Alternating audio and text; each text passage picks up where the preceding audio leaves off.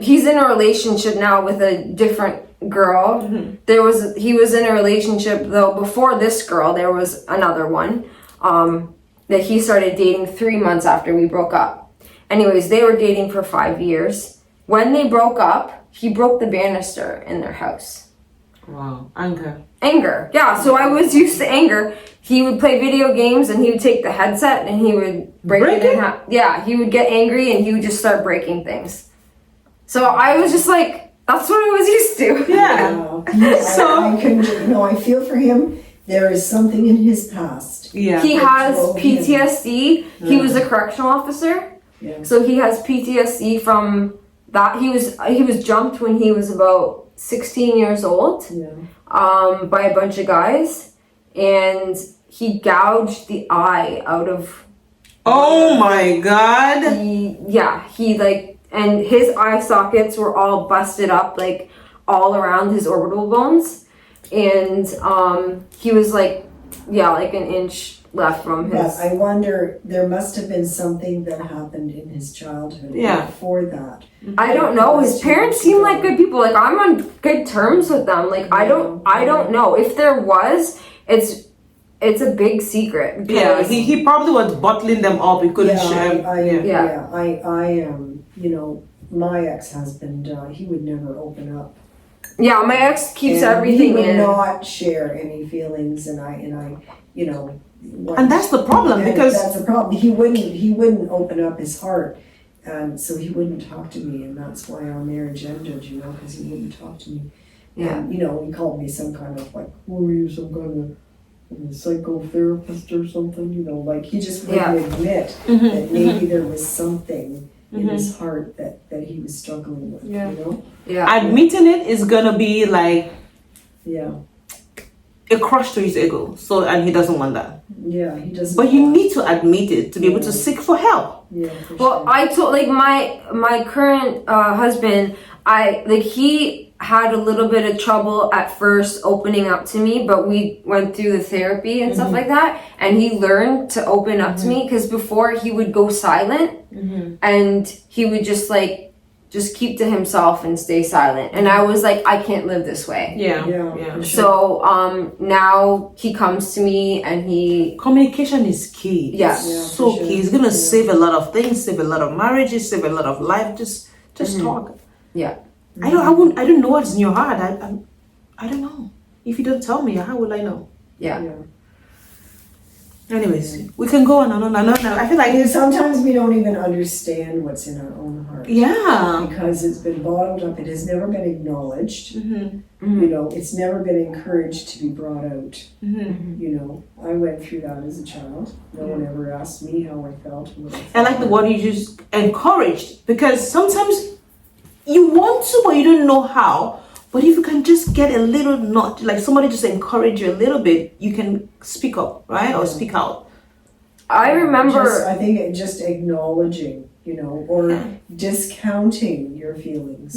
I remember as a child, I would get hit and then sent to my room, and then there was no apologies or anything like that. I remember crying myself to sleep and wedging myself between the bed and the wall in the corner without blankets, to punish myself to be cold in the middle of the night, stuff. Punishing yourself for someone else's wrong. And the bulimia and the anorexia and stuff like that.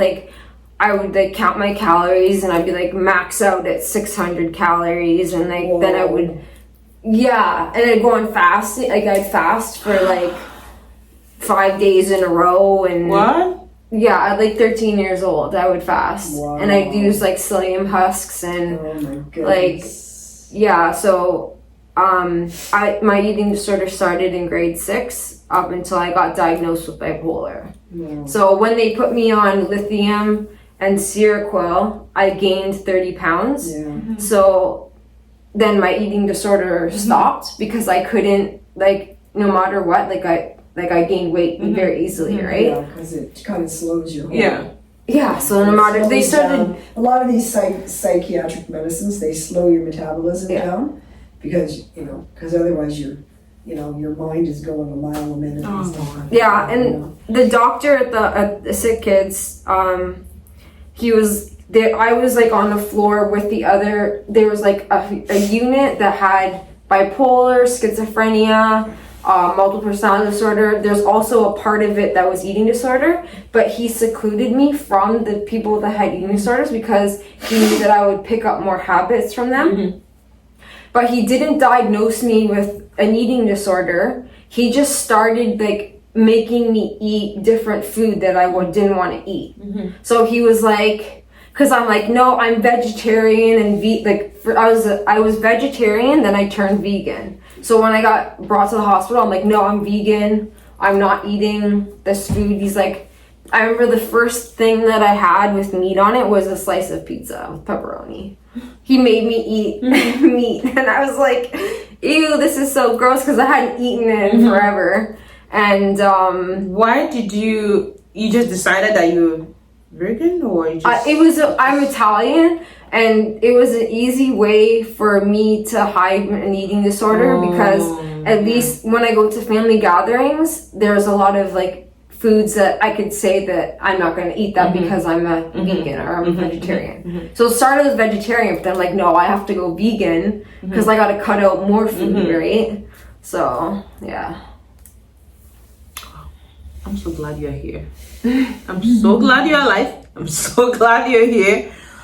And victory. Thank you, Jesus. Oh my goodness. See what Jesus has done. And you haven't seen anything yet. God is going to just transform your life for His glory, and He's going to use you in such a way that you would not even begin to imagine. And then when you not look back, you would say, look what God has done. Yeah. Oh my God. Yeah. I'm just like I'm in awe of what God has done. I mean, God who made us, He knows. He knows, yeah. He knows the beginning from the end. The Bible says, yeah. He knows what we need. She's always crying. It goes to God. She's so It reminds me. Oh, Brenda, I've been trying to hold my tears so long. Please don't let it go. It reminds me of that song by Matt Redman. Oh Lord. So fearfully and wonderfully made. How can you see there's no God? I can't see that. Right? Oh Lord. Yeah. Oh God. Okay.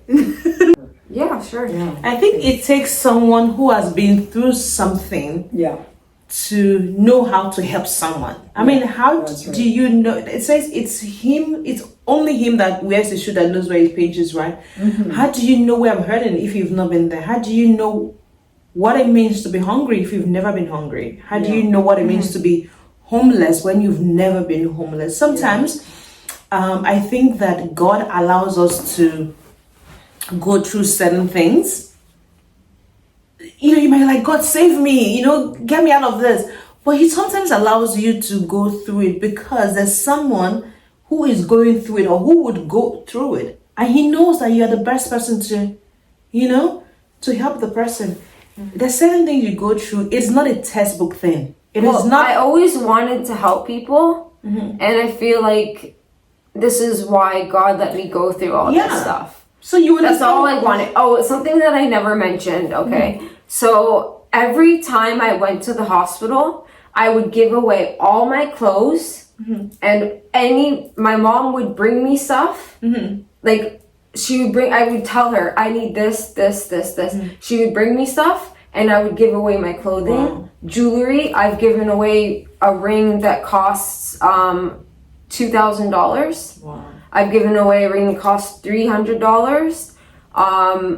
And God gave me everything back and more every time that I did it. They say, right? It's more blessed to give than it was. I remember there was this girl, I'll never forget, this girl was like, she's like, they're kicking me out of the hospital, like I have no place to go. And I remember my ex just bought me a new, TNA sweater from Aritzia.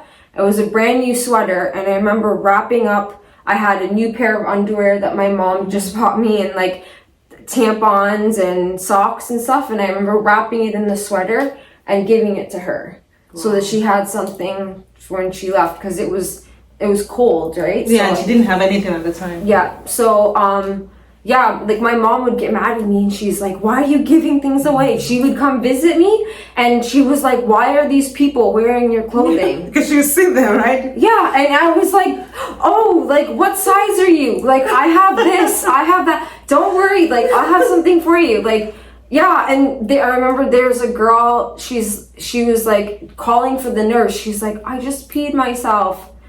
I need a pair of pants. And I was like, don't worry, I have pants. From your room. From my room. There are a pair of leggings. And I'm like, these are your size. Here, take these. So I think God was preparing you for the ministry, you know, what you do now and all that. So yeah, bless your heart. Yeah, my mom didn't, well, she was so mad at me. She didn't understand. No. Yeah, you won't blame her, right? Yeah. Wow, this is such